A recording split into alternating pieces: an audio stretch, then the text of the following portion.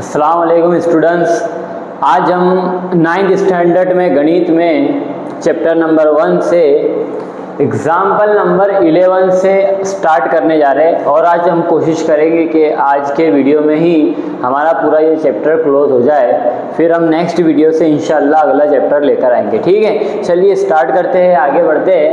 देखिए यहाँ पर दिया हुआ है कि 7/5, फिर दिया हुआ है √2 + 21, फिर दिया हुआ है π-2। ए असम्य संख्याओं 6 के नहीं चकासो। इससे पहले ये क्वेश्चन को सॉल्व करने से पहले मैं इसको समझने के लिए आपको एक थियरी बता देता हूँ। अगर वो थियरी हमारे समझ में आ गई तो आप इसका बहुत जल्दी आंसर करेंगे। ठीक है, चलिए वो क्या है वो भी ज़रा देख लेते हैं हम। फॉर एग्जाम्पल मेरे पास में एक नंबर दिया हुआ है √2 और एक नंबर दिया हुआ है, इसका प्लस कर रहा हूँ मैं 2 के साथ में। ठीक है, चलिए √2 जो है वो एक असम्य संख्या है, एक गैर नातिक अदद है, ये हम जानते हैं। ठीक है कि √2 जो है वो एक गैर नातिक अदद है, एक असम्य संख्या है, और 2 जो है वो एक सम्य संख्या है, एक नातिक अदद है। तो आप याद रखिए कि जब भी एक गैर नातिक अदद यानी कि एक असम्य संख्या और एक नातिक अदद यानी कि एक सम्य संख्या, इन दोनों का प्लस हो रहा हो या फिर माइनस हो रहा हो या फिर मल्टीप्लाई हो रहा हो या डिवाइड हो रहा हो, आंसर हमेशा आपको गैर नातिक अदद मिलेगा या फिर कहे तो असम्य संख्या मिलेगा। आंसर इर्रेशनल नंबर मिलेगा। क्या कहा मैंने कि एक नातिक अदद और एक गैर नातिक अदद यानी कि एक सम्य संख्या और एक असम्य संख्या, जब इन दोनों का सरवाड़ा हो यानी कि जमा हो या इन दोनों का बाद बाकी हो या माइनस हो या मल्टीप्लाई हो या डिवाइड हो, आंसर हमेशा आपको असम्य मिलेगा। ये आपको ध्यान रखना है। चलिए देखिए इसको, सबसे पहले वाले क्वेश्चन को देखिए। क्या बोल रहा है कि भाई 7 और √5, 7 और √5 आपस में क्या कर रहे हैं, मल्टीप्लाई कर रहे, गुणाकार कर रहे। क्या बोलेंगे हम, 7 √5 है ना, ये दोनों क्या कर रहे हैं आपस में गुणाकार, 7 × √5 है ना। तो अभी हमने कहा कि एक सम्य संख्या यानी कि एक नातिक अदद लिख देंगे यहाँ पर, एक नातिक और गैर नातिक का हासिले ज़र्ब गैर नातिक होता है।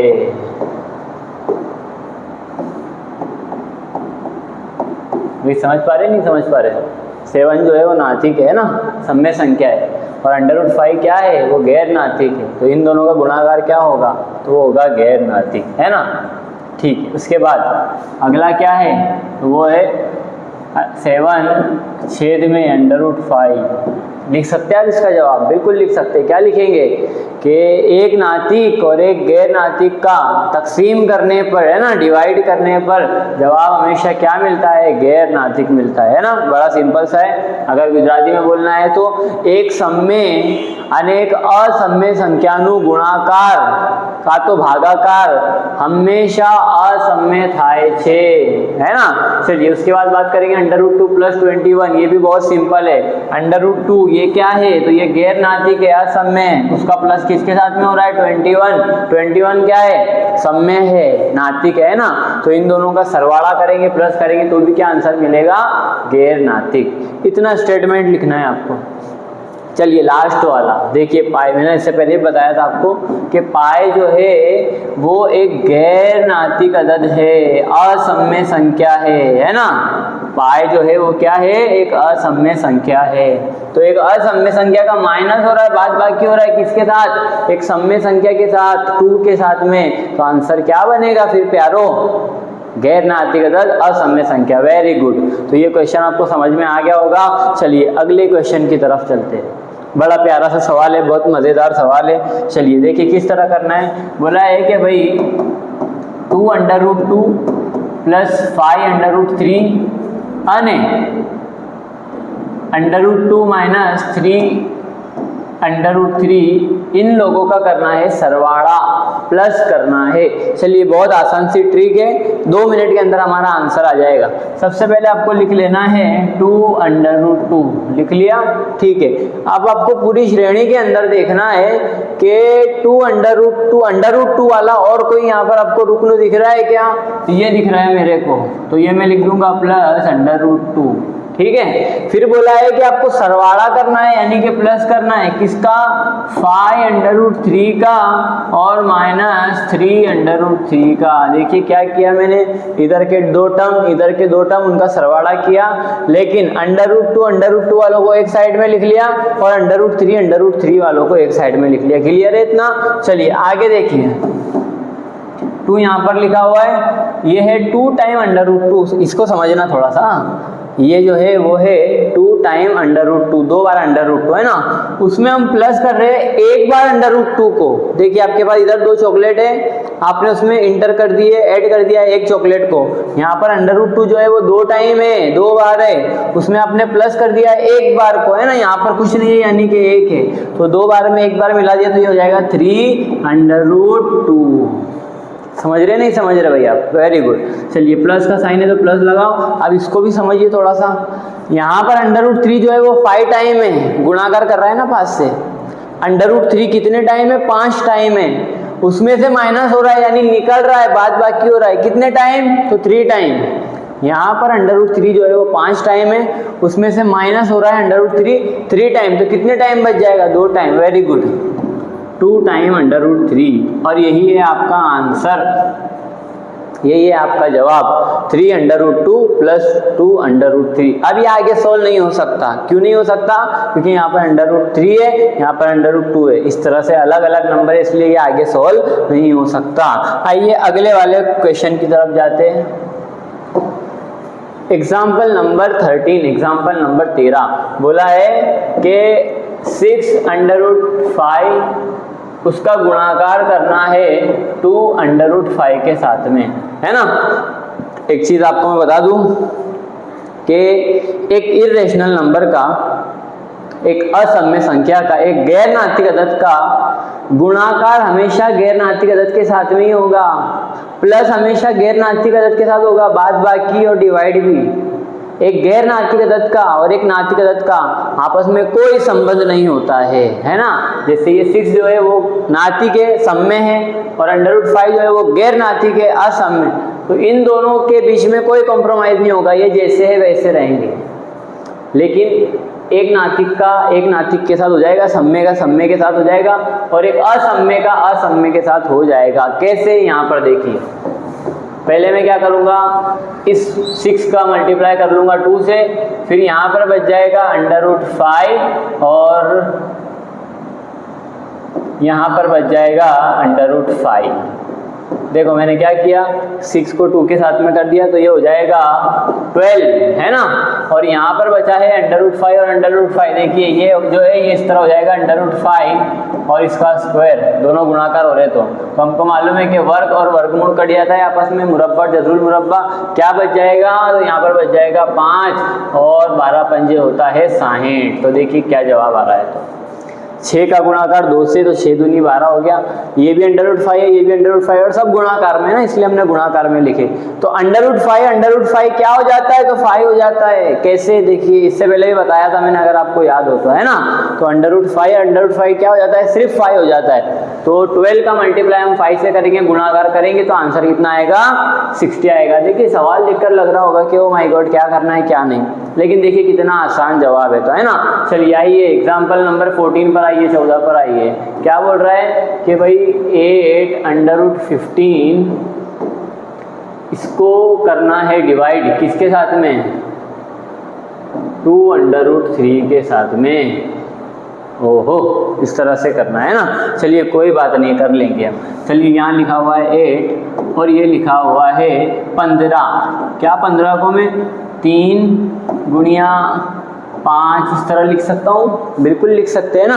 यहाँ पर लिखा हुआ है √15 को अगर मैं टुकड़े करूँगा तो ये हो जाएगा √3 और √में हो जाएगा 5। फिर इन दोनों का तो हो पाएगा ना आपस में, मल्टीप्लाई, तो ये हो जाएगा √15। तो मैंने क्या किया, इस √15 को मैंने √3 गुणिया √5 लिख दिया, ठीक है। अब छेद में क्या बच रहा है, तो यहाँ बच रहा है 2 और यहाँ पर बच रहा है √3। तो देखो √3 से √3 कट जाएगा, ये हो जाएगा 2 1 2, 2 1 की 2, 2 चौक 8, जवाब बचेगा यहाँ से 4 और यहाँ से √5। यही है आपका आंसर।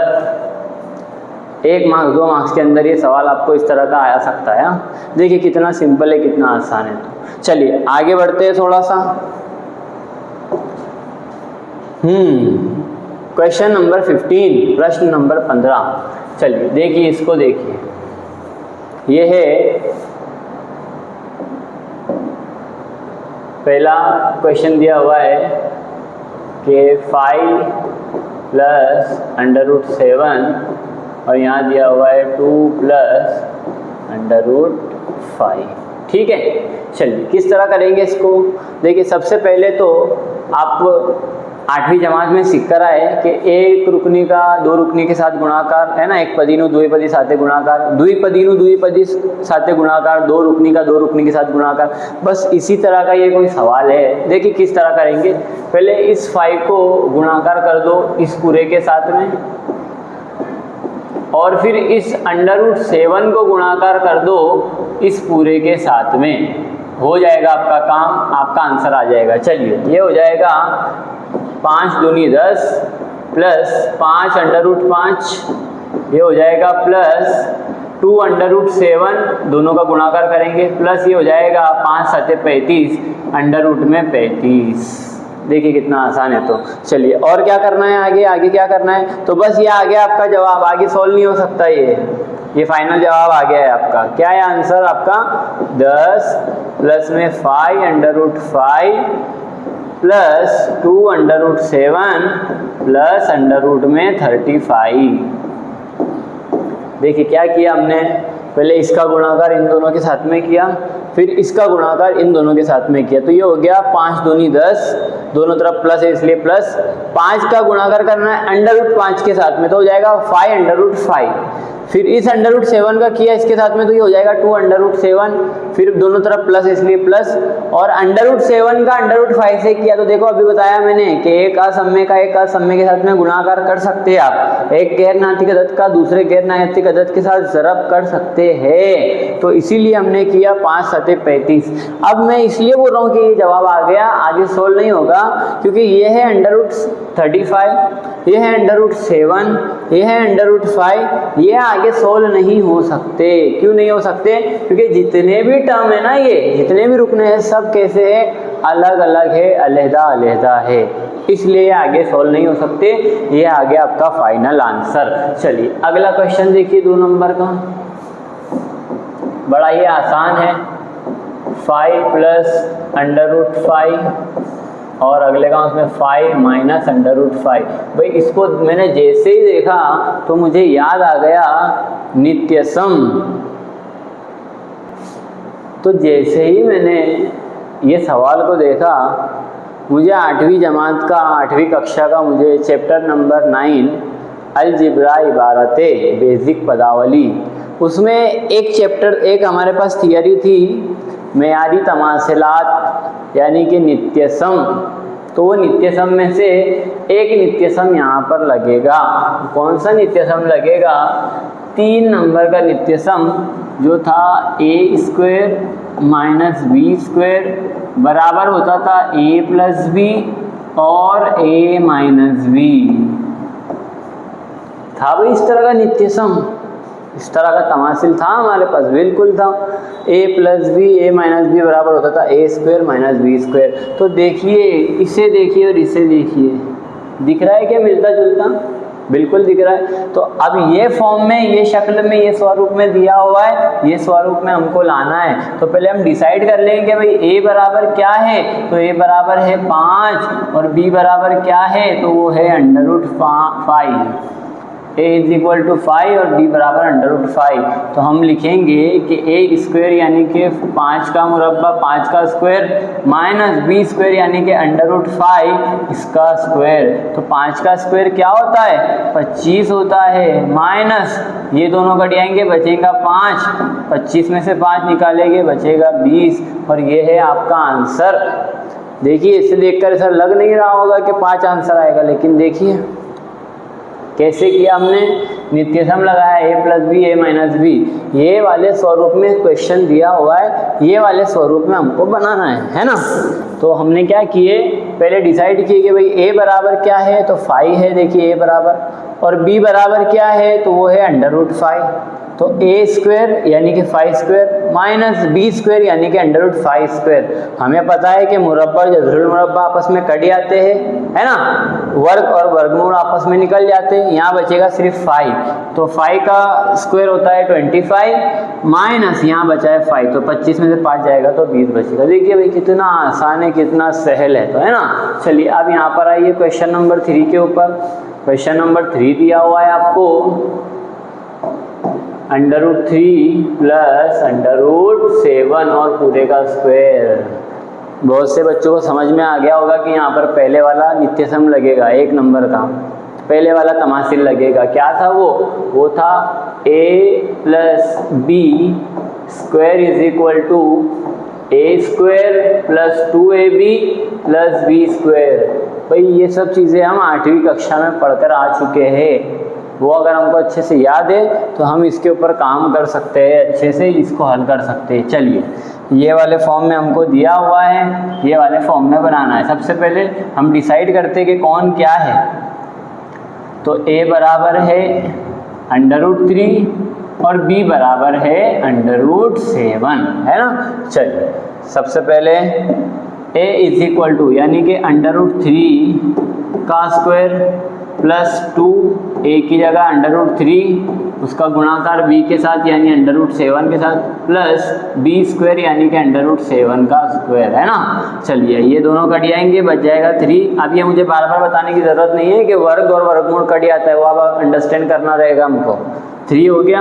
चलिए ये हो जाएगा 2 और इन दोनों का गुणाकार तो ये हो जाएगा 7 21 √21 प्लस ये दोनों आपस में कट जाएंगे बचेगा 7, 7 और 3 होता है 10 प्लस ये हो जाएगा 2 √21 और ये आ गया हमारा आंसर। देखिए 2 और √21 ये दोनों कैसे, एक नातिक एक गैर नातिक है, ये सॉल्व नहीं होंगे आपस में। 7 और 3 10, इनको हमने सॉल्व कर लिया तो आपका आंसर आ जाएगा 10 जमा 2 √21। देखिए इस सिलसिले का आखिरी प्रश्न, मुझे उम्मीद है कि आप खुद सॉल्व करते हो गए होंगे। आप √11 माइनस √7 यहाँ पर √11 प्लस √7, है ना। चलिए क्या करेंगे इसमें, 3 नंबर का नित्य सम, very good. a square minus b square is equal to a plus b और a माइनस बी। देखिए ये वाले स्वरूप में दिया हुआ है, ये वाले स्वरूप में हमको बनाना है। हम पहले बोलेंगे भाई a बराबर है √11 और b बराबर है √7। तो a स्क्वायर यानी कि √11 का स्क्वायर माइनस b स्क्वायर यानी कि √7 का स्क्वायर। ये दोनों आपस में कटेंगे बचेंगे 11 माइनस ये दोनों आपस में कटेंगे बचेगा 7, कितना बच जाएगा 4। ये है भाई आपका आंसर 4, है ना। चलिए आगे बढ़ते हैं थोड़ा सा। Question number 16। अब थोड़ा सा अलग टॉपिक पर आए हैं हम। अब कुछ नया देखने मिलेगा, नया सीखने मिलेगा, है ना। हमारे ज्ञान में जो है वो इंक्रीज होगा, ज्ञान हमारा, नॉलेज बढ़ेगा हमारा, कुछ नया सीखने मिलेगा। चलिए सवाल दिया हुआ है क्वेश्चन नंबर 16 के 1/1 छेदमा √2 ना छेदनु सम्मयीकरण करो। इसको बोलते हैं कि शुमार कुनिंदा नसब नुमा को नातिक बनाइए। उर्दू वालों के लिए जहां भी आया है कि छेदनु सम्मयीकरण करो यानी छेद किसको बोलते हैं, ये होता है अंश जो ऊपर रहता है, शुमार कुनिंदा, ये होता है नसबनुमा, इसको बोलते हैं छेद। शुमार कुनिंदा, नसबनुमा, अंश, छेद, है ना। तो क्या बोल रहा है कि ये छेद को यानी √2 को नातिक बनाइए, सम्मयीकरण करो। बिल्कुल भी घबराना नहीं है कि ये क्या नवा आ गया है। क्या दिया हुआ है कि भाई जो आप बटे में आपको नंबर दिख रहा है नसबनुमा में, इसको आपको नातिक बनाना है। अभी क्या है, √2 है यानी गैर नातिक है, इसको हमको नातिक बनाना है। बड़ा ही सिंपल सा है भाई इसका फार्मूला, बड़ा सिंपल सा फंडा है इसका। क्या करना है आपको, इस 1/2 को गुणाकार देना है किससे, इससे, √2 बटे में √2 से। चलो ऊपर क्या हो जाएगा, तो ऊपर हो जाएगा √2 अंजा √2, बटे में क्या हो जाएगा, इन दोनों का गुणाकार होगा तो ये हो जाएगा 2 और पूरे की कुवत 2, दोनों गुणाकार हो रहे हैं ना, इसलिए ये दोनों कट जाएंगे, बचेगा 2। फाइनल आंसर आएगा √2 छेद में 2, ये है आपका आंसर। देखो भाई कितना आसान है। क्या किया आपने, 1/√2 को इस छेद से, है ना, इस नसबनुमा से आपने गुणाकार दे दिया, ऊपर भी और नीचे भी। तो इन दोनों का गुणाकार किए तो √2 आया, इन दोनों का गुणाकार किए तो ये आया था कि √2 उसकी कुवत 2, 2 बार गुणाकार है ना, दोनों का गुणाकार। तो मुरब्बा जसर मुरब्बा कट गया, वर्ग और वर्गमूल गए, क्या बचा सिर्फ 2। तो देखो अभी क्या आ गया है 2, और 2 जो रहता है वो क्या होता है, सम्मेय या असम्मेय, सम्मेय होता है, नातिक होता है। मिल गया हमको मसले का हल। आइए यहाँ पर आइए, थोड़ा सा अटपटा सवाल है ये। 1/2 प्लस √3, सेम क्वेश्चन है, सम्मयीकरण करना है, छेद को नातिक बनाना है। क्या करना है, सबसे पहले 1/2 प्लस √3, जो छेद है उससे गुणाकार दे दो, ऊपर भी नीचे भी। 2 माइनस √3 छेद में 2 माइनस √3। ट्विस्ट आया है यहाँ पर, बहुत बच्चों को दिख गया होगा। क्या ट्विस्ट है, यहाँ पर प्लस था लेकिन जैसे ही मैं यहाँ पर जा रहा हूँ माइनस कर रहा हूँ। ये आपको अपनी तरफ से काम करना है, छेद से गुणाकार देना है, ऊपर भी नीचे भी, लेकिन निशानियां दोनों की चेंज कर देना है। क्योंकि यहाँ प्लस था इसलिए निशानी चेंज करके हमने माइनस कर दिए दोनों तरफ, है ना। चलिए ये क्या हो गया, तो ये हो गया किसी भी रुकनों को हमको मालूम है कि किसी भी नंबर को, किसी भी पद को 1 से गुणाकार करते तो क्या जवाब आता है, वही खुद आता है ना। तो यहाँ ऊपर बचेगा 2 माइनस √3, इन दोनों का गुणाकार किए तो ये आया। छेद में देखिए भाई थोड़ा सा, ये है 2 प्लस √3 और ये है 2 माइनस √3। इसको सही से लिख लेता हूँ यहाँ पर, 2 प्लस √3 और यहाँ पर है 2 माइनस √3। नित्य सम लगेगा भाई यहाँ पर। आप क्या समझ रहे थे कि आसान है, नहीं, इतना नहीं है जितना आप सोच रहे हैं। नित्य सम लगेगा यहाँ पर। कौन सा नित्य सम लगेगा, तो नित्य सम लगेगा 3 नंबर वाला। कौन सा नित्य सम लगेगा यहाँ बता रहा हूँ, a² minus b² is equal to होता है a प्लस बी और a माइनस बी, है ना। चलिए यहाँ पर a क्या है, तो 2 है, b क्या है, तो √3 है ना। अब इसको क्या लिखेंगे, 2 माइनस √3 छेद में a² यानी कि 2 का स्क्वायर माइनस √3 का स्क्वायर। तो ये हो जाएगा 2 माइनस √3 ऊपर और बटे में 4 माइनस ये दोनों कट जाएंगे, बचेगा 3 यानी कि 2 छेद में √3 और बटे में कुछ नहीं यानी कि 1। 4 में से 3 जाएगा तो 1 बचेगा, है ना। तो देखिए इसका जो छेद था ये था, अब क्या हो गया 1, और 1 क्या है, सम्मेय संख्या है, नातिक अदद है। देखो क्या किया हमने, एक बार देख लीजिए और थोड़ा सा इसको टर्न किए यहाँ पर और यहाँ पर गुणाकार कर दिए, जो प्लस का साइन था उसको माइनस माइनस कर दिए। इन दोनों का गुणाकार तो हो गया 2 माइनस √3। इन दोनों को देखिए तो नित्य सम दिख रहा है 3 नंबर का ये वाला, जहाँ पर a² माइनस b² होता है ना। तो a का स्क्वायर लिया तो वो हो गया 4 और b का स्क्वायर लिया तो वो हो गया 3। तो 4 में से 3 निकला तो क्या बचा, 1, है ना। प्रैक्टिस करेंगे, प्रैक्टिस करेंगे तो ये हमारे लिए कोई बड़ी बात नहीं रहेगी, कुछ डिफिकल्ट नहीं रहेगा, है ना। इस तरह के अगर क्वेश्चन एग्जाम में आ जाएंगे तो आप बहुत अच्छे से लिख पाएंगे और पूरे मार्क्स लाएंगे, ये मेरी गारंटी है। प्रैक्टिस चाहिए लेकिन हमारे को। चलिए थोड़ा सा वीडियो को रोकिए आप और खुद सॉल्व करिए। और फिर वीडियो चालू कर वेरीफाई कीजिए कि सही किया है आपने या नहीं। चलिए क्या है क्वेश्चन, 5 छेद में √3 माइनस √5 है ना। चलिए सबसे पहला स्टेप क्या बताया मैंने कि इसको गुणाकार करना है ना, किससे, तो छेद से ही हो जाएगा √3 प्लस √5, छेद में √3 प्लस √5 है ना। ये तो हमारे सम्य संख्या का नियम है कि ऊपर हम जो चीज़ से मल्टीप्लाई कर रहे हैं तो नीचे भी हम उसी चीज़ से मल्टीप्लाई करेंगे, ऊपर जो चीज़ से डिवाइड कर रहे हैं तो नीचे भी उसी चीज़ से डिवाइड करेंगे, तकसीम करेंगे, ये नियम है हमारा, है ना। तो हमने क्या किया, इस छेद को यहाँ पर भी गुणाकार कर दिया और यहाँ पर भी गुणाकार कर दिया, लेकिन जो बात मैं कर रहा था ट्विस्ट की, तो वो ट्विस्ट ये था कि यहाँ पर माइनस साइन था और यहाँ पर वो प्लस हो जा रहा है ना। चलिए अब इन दोनों का गुणाकार कीजिए पहले, तो ये हो जाएगा 5 और काउंस में √3 प्लस √5। भाई इनका आपस में कुछ नहीं हो सकता, एक सम्य संख्या और यह असम्य संख्या, ये एज इट इज ही रहेगी।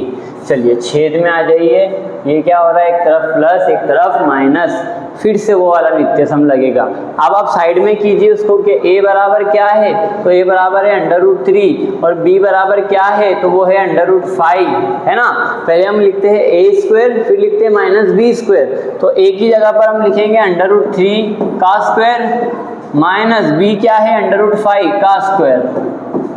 चलिए इन दोनों को काटिए, यहाँ बचेगा 3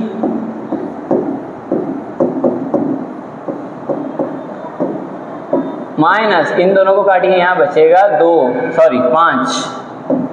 5 बचेगा ना। तो आपका फाइनल आंसर आएगा 5 काउंस में √3 प्लस √5 और छेद में क्या आ जाएगा, -2 आ जाएगा, है ना। 5 में से 3 जाएगा तो 2 बचेगा, बड़ा 5 है, 5 के आगे माइनस, इसलिए -2 है ना। वीडियो को रोकिए, समझिए, खुद एक बार खुद प्रैक्टिस कीजिए, तब आएगा। बड़ा ही आसान है भाई, इन लोगों का आपस में सॉल्यूशन नहीं हो सकता, एक सम्य और असम्य संख्या का कभी भी आपस में कुछ नहीं हो सकता भैया। चलिए आगे बढ़िए, अब यहाँ पर आइए, ये भी उसी तरह का क्वेश्चन है, 1 छेद में 7 प्लस 3 √2 है ना। चलिए क्या करेंगे, हम पहले करेंगे कि 1 छेद में 7 प्लस 3 √2 गुणाकार करेंगे, ज़रब करेंगे, किसके साथ, तो 7 -3 √2, उसका भी छेद में 7 -3 √2। चलिए इस पूरे टर्म को 1 के साथ गुणाकार कीजिए, वही आ जाएगा 7 -3 √2 है ना। छेद में देखिए फिर से a plus b a minus b क्या होता है, तो a² माइनस b²। पहले लिख लीजिए कि a बराबर क्या है, 7 है देखिए, और b बराबर क्या है, तो वो है 3 √2 है ना। 3 √2 यही है, तो हम लिखेंगे कि 7 का स्क्वायर माइनस 3 √2 का स्क्वायर है ना। चलिए अभी थोड़ा समझने वाला सवाल है भैया, 7 -3 √2 छेद में 7 का स्क्वायर क्या होता है, 49 माइनस, चलिए हम इसको सोल्व करेंगे यहाँ पर साइड में, कि 3 √2 इसका स्क्वायर, समझना भाई इसको। पहले तो ये आप समझ लीजिए कि किसी काउंस में अगर से 2 या 2 से ज़्यादा पद हो और बाहर अगर स्क्वायर हो, तो उसका ये मतलब होता है कि बाहर जो स्क्वायर लगा हुआ है, बाहर जो कुवत लगी है, घात लगी है, वो काउंस के तमाम रुकनों के ऊपर अप्लाई की जाएगी। इसका क्या हो जाएगा वो देखिए, यहाँ पहले ये हो जाएगा 9, क्योंकि 3 का मुरब्बा 9 होता है, 3 की 2 घात 9 होता है। फिर ये गुणाकार कर रहा है इसलिए गुणाकार, और ये दोनों जाएंगे, यहाँ बचेगा 2, तो इसका जवाब आ जाएगा 18। भाई समझ रहे नहीं समझ रहे आप, पहले 3 के ऊपर ये लागू की जाएगी 2 घात, तो वो 3 का स्क्वायर होता है 9, तो हमने 9 लिख लिया। अब हमने इसलिए गुणाकार की साइन लगाया है, इसलिए गुणाकार की निशानी लगाई है क्योंकि 3 और √2 ये दोनों तो आपस में गुणाकार कर रहे हैं ना, इसलिए गुणाकार का हमने चिन्ह लगाया है यहाँ पर। और ये वर्ग और वर्गमूल आपस में कट जाएगा तो बचेगा 2, तो इसलिए आ गया 2, तो 9 दूनी हो जाता है 18। भाई समझ में आ गया होगा, मुझे पूरी उम्मीद है। चलिए तो यहाँ पर हो जाएगा 18, क्या बचा है 7 - 3 √2, 49 में से 18 माइनस करेंगे कितने बचेंगे? 31 हो रहा है भाई 31। तो देखिए भाई कितना आसान कितना सरल, 3 स्टेप में आपको करना है, सिर्फ आपका आंसर आ जाएगा। 2 मार्क्स एकदम पक्के आपके एग्ज़ाम में, है ना, एकदम 2 मार्क्स पक्के। और अगर से कोई एग्जामिनर मेहरबान रहा तो इस तरह के 2-3 अगर सवाल उन्होंने निकाल दिया एक पेपर के अंदर, तो फिर आपकी तो बन पड़ी ना फिर आपकी। चलिए थोड़ा सा आगे बढ़ते, क्वेश्चन नंबर 19 भी कर लिया है हमने। हाँ, क्वेश्चन नंबर 20 है ना, स्टॉप करो। चलिए आगे की एग्जाम्पल नंबर 20 को सॉल्व करने से पहले मैं चाहता हूँ कि आपको ये कुव्वत के कवानीन का इल्म हो जाए, घातांक के नियमों का आपको नॉलेज मिल जाए, है ना। अगर ये चीज़ें हमको क्लियर है, इस चीज़ का अगर हमारे पास में नॉलेज है, तो हम आने वाली एग्जाम्पल और एक्सरसाइज स्वाध्याय 1.5 को बहुत आसानी से बहुत अच्छे से हल कर सकते हैं, है ना। चलिए जल्दी जल्दी देख लेते हैं। मैंने ऑलरेडी लिख चुका हूँ यहाँ पर कि laws of power and exponent, कुव्वत के कवानीन, घातांक के नियम क्या होते हैं। ये बेसिक कुछ 7-8 उसके नियम हैं, वो हम देख लेते हैं। सबसे पहले ये है कि a की पावर n यानी a की कुव्वत n, उसका गुणाकार करें हम a की कुव्वत m के साथ में, तो हमको आंसर मिलता है a और उसकी पावर n प्लस m। चलिए इसको मैं समझाता हूँ किस तरह से। देखिए यहाँ पर पहले ये बता दूँ कि मैंने यहाँ लिखा है a की पावर n, तो ये जो a है इसको बोलते हैं असास, और गुजराती में बोलते हैं इसको आधार, इंग्लिश में बोलते हैं बेस, ठीक है। और हम ये जो बोलते हैं कुव्वत, तो इसको उर्दू में बोलते हैं कुव्वत, गुजराती में बोलते हैं घात, और इंग्लिश में बोलते हैं पावर। ये हमको मालूम होना चाहिए, है ना। ये होता है असास या कायदा भी बोलते हैं, आधार गुजराती में बोलते हैं, और बेस इंग्लिश में बोलते हैं। ये जो हम कुव्वत बोलते हैं तो वो पावर होती है इंग्लिश में, और गुजराती में वो घात होती है, ठीक है। चलिए आप मैं जो स्टेटमेंट बोल रहा हूँ उसको जरा बराबर से सुनिए कि असास यकसा हो और कुव्वतें अलग अलग हो। बराबर से समझिए कि असास यकसा हो यानी कि आधार सेम होए, सामान्य होए, अने घात यानी कि कुव्वत वो अलग अलग हो। तो क्या होता है, तो असास को एक बार लिखकर कुव्वतों की जमा की जाती है। फॉर एग्जांपल मैंने लिखा है 2 की पावर 3, उसका गुणाकार कर रहा हूँ 2 की पावर 4 के साथ, तो आंसर हो जाएगा 2 को एक बार लिखो, 3 और 4 की जमा कर दो, आंसर हो जाएगा 2 की पावर 7। क्या किया मैंने, असास को एक बार लिखा है, बेस को, और ये जो पावर ये जो कुव्वत है उन दोनों की कर दी है जमा, तो आ गया 2�7, है ना। चलिए अगला क्या है कि असास यकसा हो और कुव्वतें अलग अलग हो, और प्रक्रिया जो है वो प्रोसेस जो है वो किसकी तकसीम की हो, है ना, डिवाइड की, भागाकार की हो, तो तब दोनों की क्या होती है, माइनस की जाती है। फॉर एग्जांपल यहाँ लिखा हुआ है 3 उसकी पावर 2, उसका डिवाइड हो रहा है 3 पावर 3 के साथ में, तो ये हो जाएगा 3 इसकी पावर -2 - 3, तो ये हो जाएगा 3 - 1, आंसर आएगा इसका। क्या किया हमने, जो दोनों पावर है उनका कर दिया है माइनस, है ना।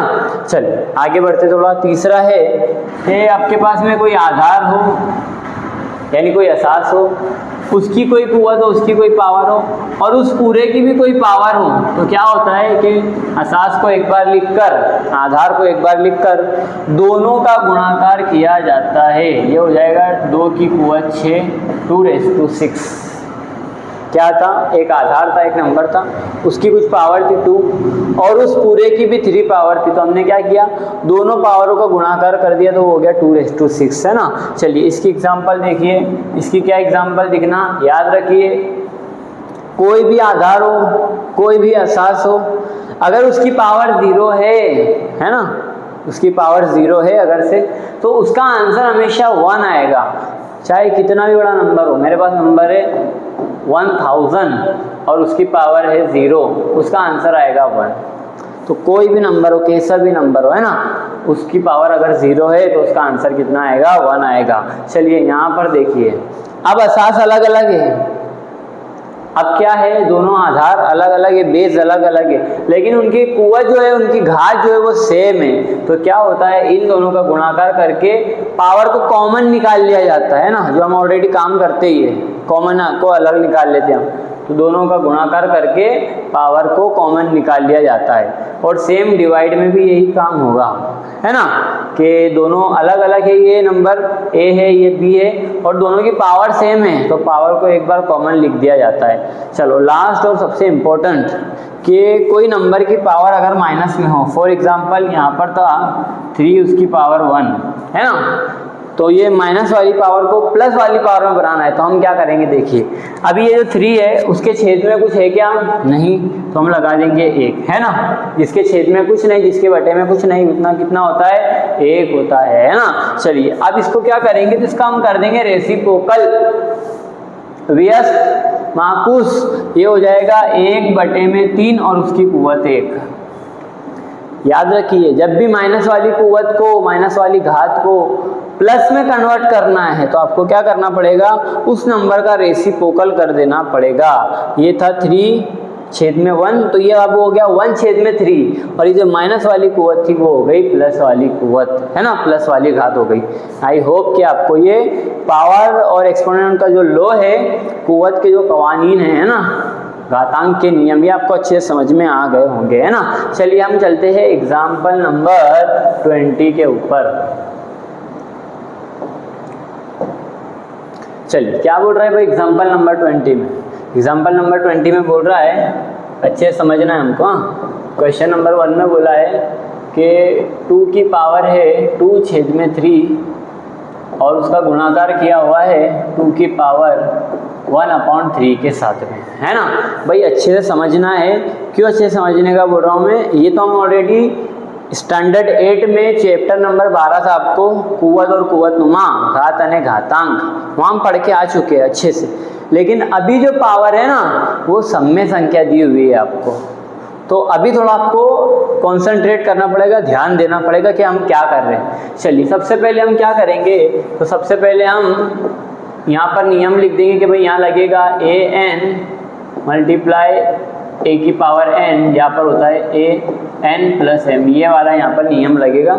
हमने लिख दिया नियम भी, है ना, ताकि एग्जामिनर जो है उसके ऊपर हमारी अच्छी इंप्रेशन बने कि भाई इसके सब कॉन्सेप्ट जो है वो क्लियर है। इसलिए हमने जो नियम लगने वाला है उसको भी हमने राइट डाउन कर दिया है, लिख दिया है। अब देखिए क्या करना है, असास यक्सा है तो असास को एक बार लिखेंगे, और कुव्वतों की जमा, तो ये हो जाएगा 2 छेद में 3 प्लस 1 छेद में 3, है ना। अब समझना है आपको, अभी मैं जो कर रहा हूँ आपको रफ में करना है या करना है वो आपके ऊपर है, जैसा भी करना है।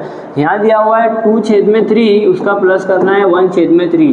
दो नातिक अदद का जमा किस तरह करते हैं हम, दो सम्य संख्या उनका प्लस किस तरह करेंगे, तो हम सबसे पहले फोकस करते हैं नसब नुमा पर, छेद पर, कि दोनों सरखे तो है, अगर नहीं होते तो एलसीएम लेके करते, लेकिन ऑलरेडी है तो उनको एक बार लिख दिया हमने, दोनों को कॉमन निकाल के, ये हो जाएगा 2 + 1, तो ये हो जाएगा 2 + 1 यानी कि 3, तो ये हो जाएगा 3/3 यानी कि 1। इसका आंसर कितना आ जाएगा, तो इसका आंसर आ जाएगा 1 यानी कि 2 की पावर 1 यानी कि 2। देखो भाई क्या किया हमने, 2 को एज इट इज रखे है, उसके साथ कोई छेड़खानी नहीं करनी है ना। जो हमको काम करना है वो यहाँ पर करना है, इसकी घात पर करना है, इसकी पावर पे करना है। क्या था, 2 छेद में 3 प्लस 1 छेद में 3, यही था ना। हमने क्या किए, दोनों को नसब नुमा को चेक किए, छेद को, है ना, डिनोमिनेटर को चेक किया हमने, वो यकसा थे, कॉमन थे, एक बार लिख दिए, और दोनों का शुमार कुरिंदों का प्लस कर दिया हमने, अंश का सरवाड़ा कर दिए, तो 2 + 1 यानी 3 हो गया, तो 3 छेद में 3 यानी कि 1। तो क्या हो गया, 2 की पावर 1 यानी कि 2। देखो भाई कितना सिंपल है, कितना आसान है। तो अभी क्यों आसान लगा हमारे को, क्योंकि उसके वो जो छेद थे, जो नसब नुमा थे, वो यकसा थे। जब वो यकसा नहीं रहेंगे तब क्या करेंगे वो भी बता रहा हूँ मैं आपको, है ना। चलिए थोड़ा सा आगे बढ़ते हैं, क्वेश्चन नंबर 2 की तरफ चलते हैं। क्वेश्चन नंबर 2 है 1 के छेद में 3 की पावर 5 और फिर पूरे की पावर 4। क्या सवाल है भाई, वाह वाह। चलिए पहले हम इसको लिख लेते हैं कि हम इसको लिखेंगे कैसे। तो इसको हम लिख सकते हैं 1 की पावर 4 माइनस बोल रहा हूँ, छेद में 3 की पावर 5 और इस पूरे की भी पावर 4, देखो ये जो नियम है ये आपका लास्ट वाला है, सॉरी 6 नंबर को जो इससे पहले बताया मैंने ना, कि ऐसे हो an छेद में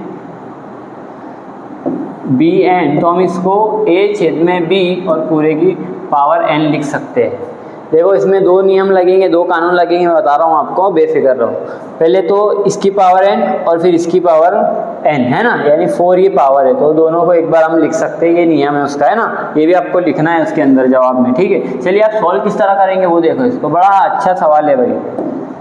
1 की पावर 4 कितना होता है? 4 नहीं, 1 ही होता है।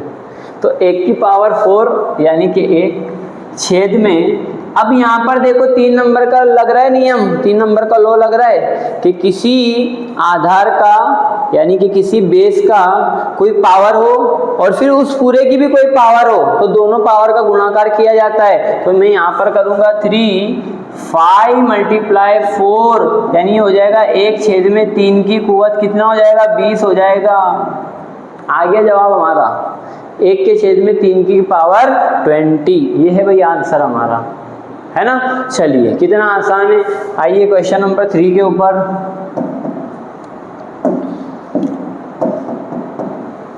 क्या है क्वेश्चन नंबर 3?